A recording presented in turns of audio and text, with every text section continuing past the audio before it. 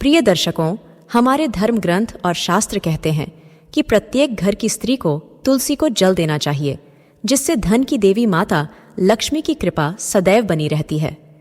नित्य तुलसी में जल चढ़ाने से जीवन की परेशानियों का निवारण हो जाता है, जीवन में सुख शांति का वास होता है। रोजाना तुलसी में जल अर्पित करने से धन लाभ होता है, क्योंकि इसमें मां लक्ष्मी का वास होता है। किंतु कुछ स्त्रियों को तुलसी को जल देने की मनाही है, तो चलिए जान लेते हैं कि वह कौन सी स्त्रियां हैं जिन्हें भूल से भी तुलसी को जल नहीं चढ़ाना चाहिए।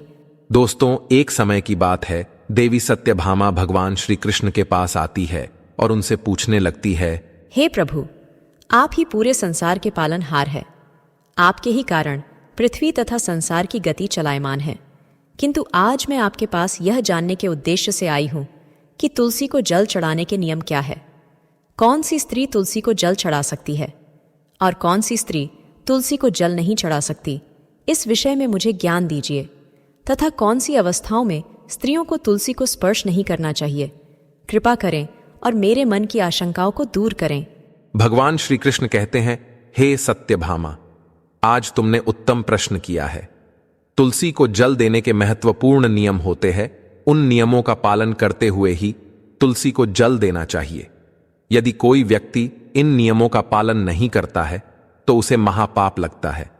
देवी लक्ष्मी उसके घर का त्याग करके चली जाती है। हे प्रिय, आज मैं उन 3 स्त्रियों के विषय में बताने वाला हूं जिन्हें तुलसी को जल नहीं चढ़ाना चाहिए। इन स्त्रियों को तुलसी को जल देने का कोई शुभ फल प्राप्त नहीं होता है, उल्टा इनके द्वारा तुलसी को जल चढ़ाने पर उन्हें महापाप ही लगता है। तुलसी को जल चढ़ाने के नियम बताने से पूर्व, हे देवी, मैं आपको सुनंदा का प्राचीन इतिहास सुनाता हूं, जिसे आप ध्यान से सुनिए। जो भी स्त्री इस प्राचीन कथा का श्रवण करती है, उसे तुलसी को 100 वर्षों तक जल देने का पुण्य प्राप्त होता है। इस कथा को जो भी ध्यान से सुनता है और इसका प्रचार करता है, उसके दुखों का नाश होता है और उसकी दरिद्रता दूर होती है। देवी सत्यभामा कहती है, हे स्वामी, आपके मुख से इस कथा का श्रवण करना बड़े सौभाग्य की बात है। कृपया आप मुझसे वह कथा कहिए, मैं इसे ध्यान से पूरा अवश्य सुनूंगी। भगवान श्री कृष्ण कहते हैं, हे देवी सत्यभामा, पूर्वकाल की बात है। दक्षिण देश में एक अत्यंत शोभायमान नगरी थी। उस नगरी में सुदेव नाम का एक ब्राह्मण निवास करता था। सुदेव बहुत ही बुद्धिमान और शास्त्रों में पारंगत था। उसने वेदों का भी अध्ययन किया था। उसी के नगर के पास अन्य एक नगर था। उस नगर में ध्यान शर्मा नाम का एक विद्वान ब्राह्मण था। उसकी एक पुत्री थी जिसका नाम सुनंदा था। उस ध्यान शर्मा ने बड़े ही लाड़ प्यार से अपनी पुत्री का लालन पालन किया था।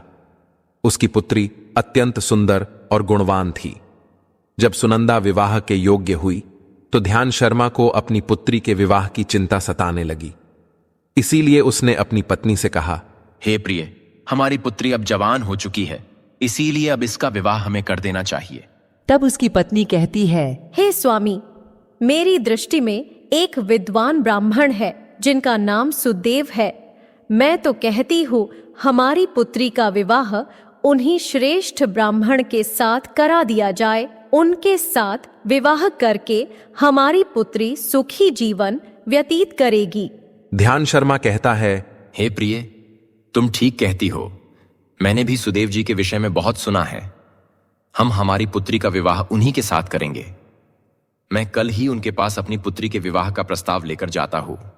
फिर ध्यान शर्मा अपनी पुत्री के विवाह का प्रस्ताव लेकर सुदेव के घर पर जाता है। सुदेव घर में अपने माता पिता की सेवा कर रहा होता है।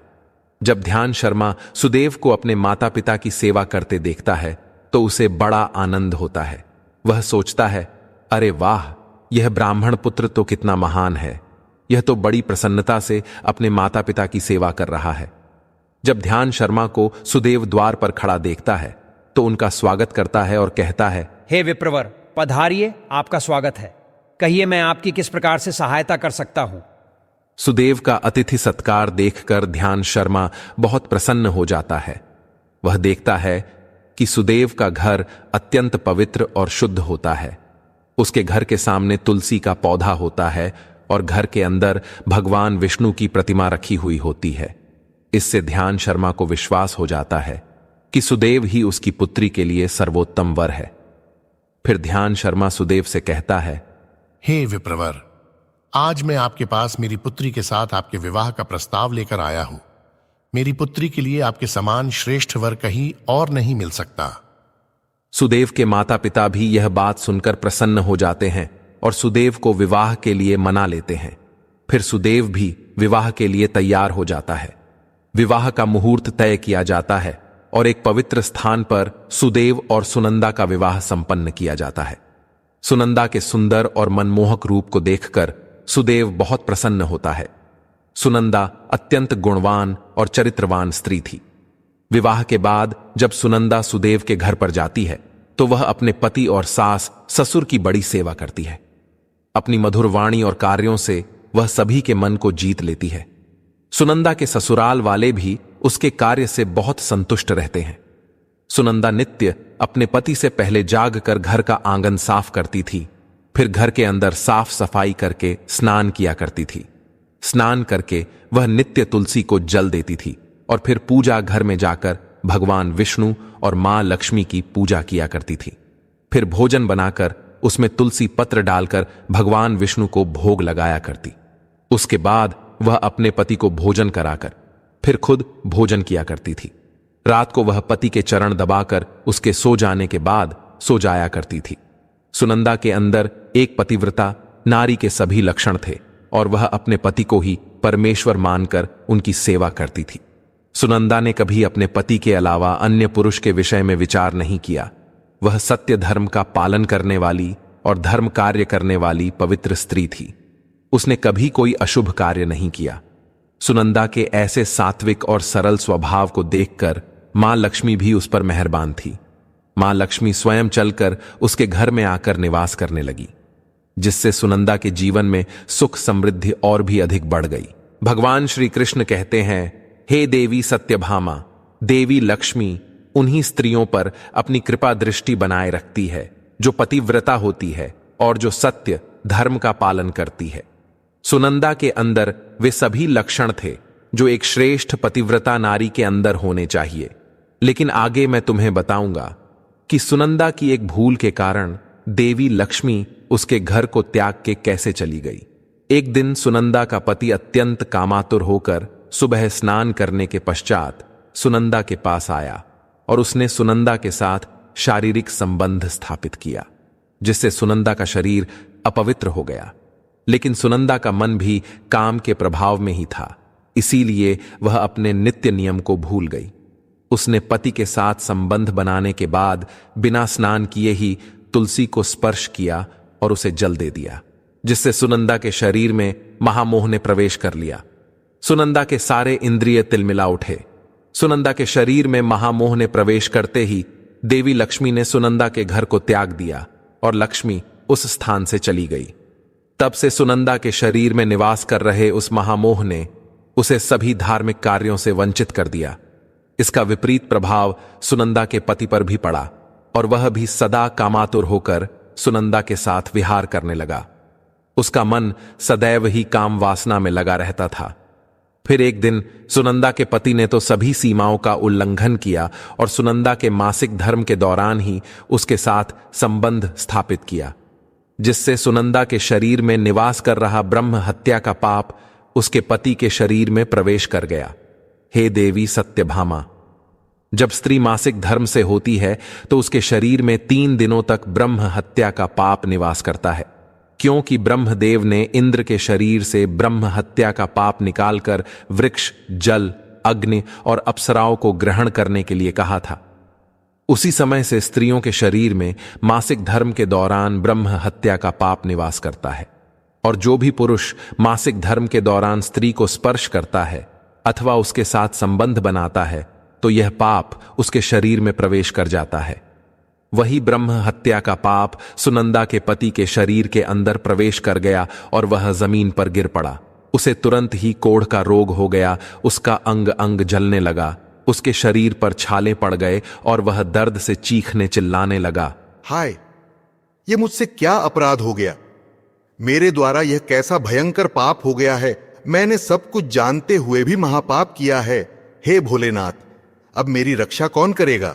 सुनंदा की सास तुरंत उस स्थान पर आ गई तो उसने देखा कि उसका पुत्र कोढ़ के रोग से ग्रसित होकर जमीन पर पड़ा है। वह क्रोध में आकर सुनंदा से कहने लगी, अरे कुलटा, अरे पापिनी, तूने ये क्या कर डाला? अपने ही पति का धर्म भ्रष्ट कर डाला। तूने उसके साथ मासिक पीड़ा में क्यों संबंध बनाया? अपने पति की ऐसी हालत देखकर सुमति बहुत घबरा गई और जोर जोर से रोने लगी और कहा, हे सासू मां, मुझे क्षमा करो, मुझसे बहुत बड़ा अपराध हो गया है। काम के वशीभूत होकर मेरे द्वारा यह अपराध हो गया है। सुनंदा की सास ने कहा, हे पापिनी, तू इस घर से अभी चली जा। तुझ जैसी कुलटा स्त्री को इस घर में नहीं रहना चाहिए। तूने मेरे बेटे के जीवन को नरक बना दिया। सुनंदा कहती है, हे सासू मां, मैं कहाँ जाऊं? मेरे पति के अलावा मेरा कोई नहीं है। मैं उन्हें छोड़कर जीवित नहीं रह सकती। सुनंदा की सास कहती है, तू कहीं भी जाकर मर जा, लेकिन अब तू इस घर में निवास नहीं कर सकती। इतना कहकर सुनंदा की सास ने उसे धक्के मारकर घर से निकाल दिया। फिर सुनंदा दुखी होकर घर से निकल गई। उसे अपनी भूल पर बड़ा पछतावा होने लगा। उसे कुछ भी समझ में नहीं आ रहा था कि वह क्या करे। सुनंदा चलते चलते एक वन में जाती है। उसी वन में एक साधु का आश्रम होता है। तब वह उस आश्रम पर सहायता मांगने के लिए जाती है तो वहां पर कोई नहीं होता है। सुनंदा उसी आश्रम पर जाकर बैठ जाती है और अपने दोष के विषय में सोचते हुए दुखी होने लगती है। फिर कुछ समय बाद एक ऋषि उस आश्रम पर आते हैं जिनका वह आश्रम होता है। जब वे ऋषि एक स्त्री को अपने आश्रम पर दुखी बैठा हुआ देखते हैं तो आश्चर्यचकित हो जाते हैं और पास जाकर उस स्त्री से पूछने लगते हैं, हे कल्याणी, तुम कौन हो और किस कारण से इस स्थान पर अकेले बैठी हो? तुम्हारे दुख का क्या कारण है? तब वह स्त्री कहती है, हे मुनिवर, मेरा नाम सुनंदा है। मेरे द्वारा घोर पाप हो गया था। उसी कारण से मैं अपने परिवार से बिछड़कर इस स्थान पर आई हूं। वह ऋषि कहते हैं, हे देवी, ये क्या कह रही हो तुम? तुमने कौन सा पाप किया है? मुझे विस्तार से बताओ। मैं तुम्हारी कोई सहायता कर सकूं तो प्रयत्न अवश्य करूंगा। सुनंदा कहती है, हे मुनिवर, मेरे द्वारा घोर पाप हो गया है। मासिक धर्म के दौरान मैंने पति के साथ संबंध बनाया। इसी कारण से मेरे पति कोढ़ रोग से ग्रस्त हो गए और दुख भोग रहे हैं। फिर ऋषि कहते हैं, बेटी, तुम चिंता मत करो। तुम्हारे द्वारा जो पाप हुआ है उसका प्रायश्चित करो। तुम्हें पाप से मुक्ति मिल जाएगी। तुम इस आश्रम में बैठकर भगवान विष्णु की पूजा करो, तुलसी को नित्य जल दो और गौ माता की सेवा करो। तुम्हारा पति जल्दी ही ठीक हो जाएगा। फिर वह सुनंदा वहीं पर उस आश्रम में रहकर भगवान विष्णु की नित्य पूजा करने लगती है। रोज स्नान करके वह ब्रह्मचर्य का पालन करते हुए तुलसी को जल चढ़ाती है और तुलसी के पत्र डालकर भगवान विष्णु को भोग लगाती है। फिर गायों को चारा डालती है, उनकी सेवा करती है। दिन भर वही भगवान विष्णु की मूर्ति के आगे बैठकर भगवान विष्णु की भक्ति करने लगती है। इस प्रकार से 1 वर्ष बीत जाता है। भगवान विष्णु सुनंदा की दृढ़ निष्ठा और भक्ति से अत्यंत प्रसन्न हो जाते हैं और सुनंदा को साक्षात दर्शन देते हैं। भगवान विष्णु को साक्षात अपने सामने खड़ा देखकर सुनंदा उन्हें बारंबार प्रणाम करने लगती है। तब भगवान विष्णु सुनंदा से कहते हैं, हे पुत्री, तुमने बड़ी ही श्रद्धा से और भक्तिभाव से मेरी आराधना की है, इसीलिए अब मैं तुम पर प्रसन्न हूं। कहो, तुम्हारी क्या कामना है? तब सुनंदा कहती है, हे प्रभु, कृपया मुझे बताइए, मेरे किस दोष के कारण मेरे अंदर काम का वास हो गया, जिस कारण से मेरे द्वारा घोर पाप हुआ और मेरे पति को कोढ़ का रोग हो गया? भगवान विष्णु कहते हैं, हे पुत्री, अब तुम ध्यान से सुनो। तुम्हारे द्वारा अनजाने में ही एक पाप हुआ था, जिस कारण से तुम्हारे अंदर महामोह ने प्रवेश कर लिया था। एक दिन तुमने अपने पति के साथ संबंध बनाने के बाद बिना स्नान किए ही तुलसी को जल दिया था। पति पत्नी जब रति क्रिया करते हैं तो उनका शरीर अपवित्र हो जाता है और ऐसी अवस्था में तुलसी को कभी स्पर्श नहीं करना चाहिए। तुलसी लक्ष्मी का ही रूप है। तुमने अपवित्र अवस्था में ही तुलसी को जल अर्पण किया था, जिस कारण से देवी लक्ष्मी तुम्हारे घर का त्याग करके चली गई और फिर महामोह ने तुम्हारे अंदर प्रवेश कर लिया। उसी महामोह के कारण तुम्हारे और तुम्हारे पति के अंदर काम का प्रभाव अधिक बढ़ गया और मासिक धर्म के दौरान स्त्री के साथ संसर्ग होने के कारण तुम्हारे पति को कोढ़ का रोग हो गया था। वह सुनंदा कहती है, हे प्रभु, अनजाने में मुझसे यह बड़ा पाप हो गया था। अब इस पाप का क्या प्रायश्चित है? भगवान विष्णु कहते हैं, हे सुनंदा, इस पाप का प्रायश्चित तुमने 1 वर्ष तक ब्रह्मचर्य व्रत का पालन करके कर लिया है, इसीलिए अब तुम पाप से मुक्त हो। सुनंदा कहती है, हे प्रभु, कृपया मुझे बताइए किस अवस्था में तुलसी को जल नहीं देना चाहिए और तुलसी को जल देने के क्या नियम हैं? भगवान विष्णु कहते हैं, हे सुनंदा, अब मैं तुम्हें तुलसी को जल देने के नियम बताता हूं, तुम इसे ध्यान से सुनो। हे पुत्री, तुलसी एक अत्यंत पवित्र पौधा है। यह मुझे सबसे अधिक प्रिय है, इसीलिए इसकी सात्विकता बनी रहनी चाहिए। इस पौधे को कभी अपवित्र अवस्था में स्पर्श नहीं करना चाहिए। जो स्त्री मासिक धर्म से हो, उस स्त्री को इस पौधे को कभी स्पर्श नहीं करना चाहिए। मासिक धर्म के दौरान स्त्री के शरीर में ब्रह्म हत्या का पाप होता है। ऐसे में स्त्री को तुलसी को जल नहीं देना चाहिए। किसी भी स्त्री और पुरुष को संबंध बनाने के बाद तुलसी के पौधे को स्पर्श नहीं करना चाहिए और ना ही इसे जल देना चाहिए। संबंध बनाने पर स्त्री और पुरुष का शरीर अपवित्र हो जाता है। ऐसी अवस्था में तुलसी के पौधे को स्पर्श करने पर दोष लगता है। देवी लक्ष्मी ऐसे स्थान से चली जाती है। हे पुत्री, जो स्त्री अपने पति का त्याग करके चली गई हो, जो विवाह के पश्चात अपने पति को छोड़कर अन्य पुरुष के साथ निवास कर रही हो, ऐसी स्त्री को भी तुलसी को जल नहीं चढ़ाना चाहिए। तुलसी की पूजा करने का अधिकार केवल पतिव्रता स्त्रियों को ही है। जो स्त्री असती होती है, उसे तुलसी को जल नहीं चढ़ाना चाहिए। हे सुनंदा, अब मैंने तुम्हें तुलसी को जल देने के संबंध में महत्वपूर्ण नियम बताए हैं, तुम इसे ध्यान में रखो। तब सुनंदा कहती है, हे प्रभु, मेरे पति कोढ़ के रोग से पीड़ित है, कृपा करके मेरे पति को रोग से मुक्त कीजिए। तब भगवान विष्णु कहते हैं, हे सुनंदा, तुमने इस तुलसी के वृक्ष की 1 वर्ष तक पूजा की है। यह अत्यंत पवित्र पौधा है। अब तुम इसके पत्ते ले जाकर अपने पति को खिला दो, वह रोग और पापों से मुक्त हो जाएगा।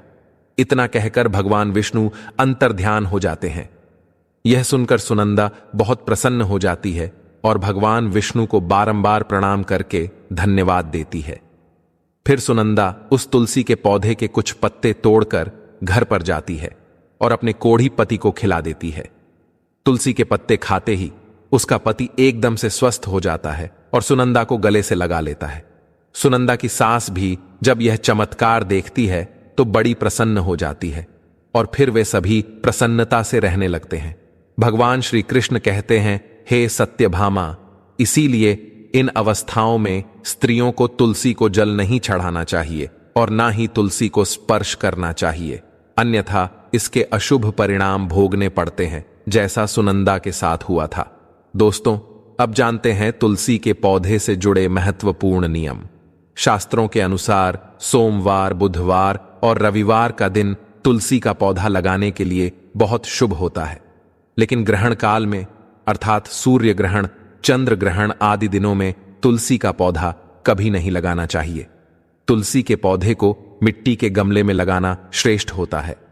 घर के मुख्य द्वार के सामने एक सुंदर गमले में तुलसी का पौधा लगाना चाहिए। तुलसी के गमले को हमेशा जमीन पर अथवा किसी ऊंची जगह पर रखना चाहिए, लेकिन इसे कभी लटकाकर नहीं रखना चाहिए। तुलसी के पौधे में अच्छी मिट्टी का प्रयोग करना चाहिए। अशुभ स्थानों की मिट्टी कभी तुलसी के गमले में नहीं डालनी चाहिए, जैसे शमशान, नाली या शौच वाले स्थानों की मिट्टी का प्रयोग तुलसी के गमले में कभी ना करें। जिस तुलसी के पौधे की रोज पूजा करते हैं, उसे कभी जमीन के अंदर नहीं लगाना चाहिए। जमीन में लगाने से तुलसी का पौधा अपवित्र हो जाता है और साथ ही इसका आकार भी बहुत बड़ा हो जाता है, जिससे इसकी पूजा करने में परेशानी होने लगती है और लोग इसकी टहनियां तोड़ने लगते हैं। इसके अलावा ध्यान न देने पर पशु इसे नुकसान पहुंचा सकते हैं। तुलसी का पौधा लगाने के लिए उत्तर, उत्तर पूर्व तथा पूर्व दिशा ही सर्वश्रेष्ठ मानी गई है। इसमें उत्तर पूर्व दिशा अत्यंत शुभ होती है। इस दिशा में तुलसी का पौधा लगाने से घर का वातावरण सकारात्मक बनता है और शुभ परिणाम प्राप्त होते हैं। अगर तुलसी का पौधा आंगन में लगाया जाता है तो यह बहुत शुभ होता है। तुलसी का पौधा कभी भी दक्षिण पूर्व की दिशा में कभी नहीं लगाना चाहिए। यह आग्नेय दिशा है। इस दिशा में तुलसी का पौधा रखने से जल्दी सूखने लगता है। तुलसी के पौधे को कभी भी अंधकार में नहीं रखना चाहिए। शाम के समय इसके पास दीपक जलाना चाहिए। इसके अलावा तुलसी के पौधे को चुनरी जरूर बांध देना। चुनरी के बिना तुलसी का पौधा अधूरा माना जाता है। तुलसी के पौधे में हरे रंग की चूड़ी, लाल अथवा सफेद धागा जरूर बांध देना, लेकिन तुलसी को कभी सुना नहीं रखना चाहिए। तुलसी के पत्ते तोड़ते समय ध्यान में रखे, चाकू आदि धारदार चीजों का प्रयोग करके तुलसी पत्ते ना तोड़े। तुलसी के पत्ते उंगलियों से ही तोड़ने चाहिए। तुलसी के पौधे की कभी टहनी नहीं तोड़नी चाहिए। थोड़ा अधिक समय लग सकता है, लेकिन तुलसी का एक एक पत्ता ही तोड़ना चाहिए। जितने आवश्यक हो उतने ही पत्ते लेने चाहिए। पत्ते तोड़ते समय नाखूनों का भी प्रयोग नहीं करना चाहिए। इससे स्त्री का सौभाग्य नष्ट होता है और दुर्भाग्य आता है। एकादशी के दिन तुलसी के पत्ते कभी नहीं तोड़ने चाहिए। एकादशी के एक दिन पहले ही तुलसी के पत्ते तोड़कर रखने चाहिए। सूर्य ग्रहण, चंद्र ग्रहण के दौरान तुलसी को स्पर्श नहीं करना चाहिए। किसी भी दिन शाम के समय तुलसी के पत्ते नहीं तोड़ने चाहिए। शाम को तुलसी निद्रा अवस्था में होती है। ऐसे समय पर तुलसी के पत्ते तोड़ना पाप माना गया है। पुरानी सूखी हुई तुलसी की पत्तियों को कभी फेंकना नहीं चाहिए। इसे मिट्टी में दबा दे, लेकिन कभी नाली में अथवा कचरे में ना फेंके। रविवार के दिन तुलसी को जल नहीं देना चाहिए। इस दिन पत्तियां भी नहीं तोड़नी चाहिए। तुलसी को जल देने के लिए शुद्ध पानी का ही प्रयोग करें। तुलसी को कभी गंदा, झूठा पानी नहीं चढ़ाना चाहिए। तुलसी के पौधे को भूल से भी गंदगी वाले स्थान पर नहीं लगाना चाहिए। कई बार महिलाएं तुलसी के पौधे को ऐसे स्थान पर लगाती हैं जो स्थान अपवित्र होता है, जैसे नाली के समीप या जिस स्थान पर बर्तन अथवा कपड़े धोए जाते हैं, उस स्थान पर भी तुलसी का पौधा कभी नहीं लगाना चाहिए। इससे क्या होता है? गंदा पानी तुलसी के पौधे में गिरता है। यह बहुत ही अशुभ माना गया है। तुलसी में गंदा पानी गिरने से तुलसी अपवित्र हो जाती है। तुलसी को बिना स्नान किए जल भी नहीं देना चाहिए। जो भी स्त्री तुलसी को जल देती है, उसे स्नान करके माथे पर सिंदूर लगाकर ही तुलसी को जल देना चाहिए। तभी यह जल तुलसी मैया स्वीकार करती है। जो अविवाहित है अथवा जिनके पति नहीं है, उन्हें सिंदूर लगाने की आवश्यकता नहीं है। ध्यान रहे, तुलसी का पौधा कभी सूखना नहीं चाहिए। यह अशुभ संकेत लेकर आता है। तुलसी का पौधा सूखने पर समझना चाहिए कि घर में नकारात्मक शक्ति का वास है। इसीलिए तुरंत वास्तु उपाय करने चाहिए। गुरुवार के दिन तुलसी के पौधे में कच्चा दूध डालने से माता लक्ष्मी अत्यंत प्रसन्न होती है। घर से दुख, दरिद्रता और अशांति समाप्त होती है। गुरुवार के दिन केले के पौधे के साथ तुलसी का भी पूजन करना चाहिए। इससे अथाह धन संपत्ति की प्राप्ति होती है, जो कभी खर्च नहीं होती है। केले में भगवान विष्णु और तुलसी में मां लक्ष्मी का वास है। इसीलिए गुरुवार को इनकी पूजा जरूर करनी चाहिए। तो दोस्तों, इस प्रकार से भगवान श्री कृष्ण ने देवी सत्यभामा को तुलसी को जल देने का माहात्म्य सुना दिया है। आपको यह कथा कैसी लगी, कमेंट करके अवश्य बताएं। जानकारी अच्छी लगी तो वीडियो को लाइक जरूर करें और कमेंट में जय श्री कृष्ण अवश्य लिखें। साथ ही चैनल को सब्सक्राइब करें ताकि ऐसी ही आध्यात्मिक जानकारी आपको प्राप्त हो सके। आप सभी का धन्यवाद।